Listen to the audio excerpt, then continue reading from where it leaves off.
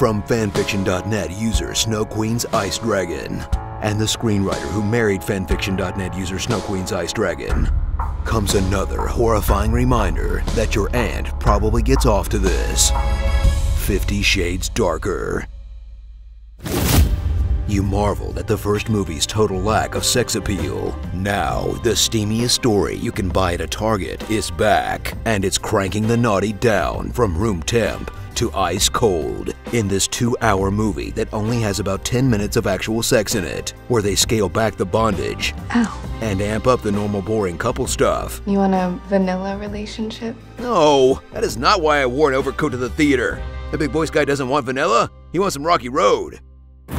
Future murder victim Anastasia Steele returns, and she's suddenly into all the kinky stuff she used to hate for some reason. Last time we did this, you left. Last time was different. Watch as she spends an entire movie attempting in vain to show human emotion. Hides out. He's been fired. Whoa. Being stalked by almost half a dozen different people, including a ghost?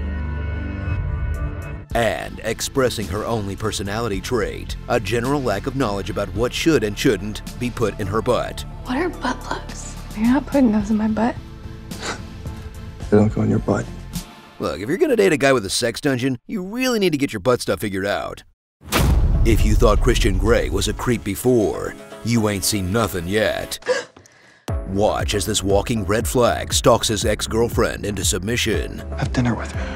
Okay, fine. I will have dinner with you. Steals her financial information. Why do you have my bank account details? Buys the company she works for. You can't start interfering in my career. It's not about that. Takes her to meet the older woman who scarred him for life. Why would you take me to meet the woman who seduced and abused you? And basically admits that he spanks her because he wants to beat up his dead mom. I get off on punishing women who look like you. Like your mother. Seriously, who actually thinks this movie is sexy? It's all wrong. All of this is wrong. That's exactly what I've been saying. But who cares about the plot or characters? You're here for the sex, and there's definitely some of that in this. Witness sex scenes that throb with the imagination of a Bible study group, featuring 2 scenes of missionary with his pants on, 1 scene of doggy style with his pants on, an unrated bonus scene of doggy style with his pants on, a shower scene with his pants on, and a finale where they really push the envelope by doing missionary with his pants off. The only thing less sexy than these sex scenes is how much these two seem like they actually hate each other in real life. I imagine a lot of sex scenes. Ugh, that's the look of 2 people regretting a paycheck. Starring these actual quotes from the 50 Shades Darker book that didn't make it into the movie.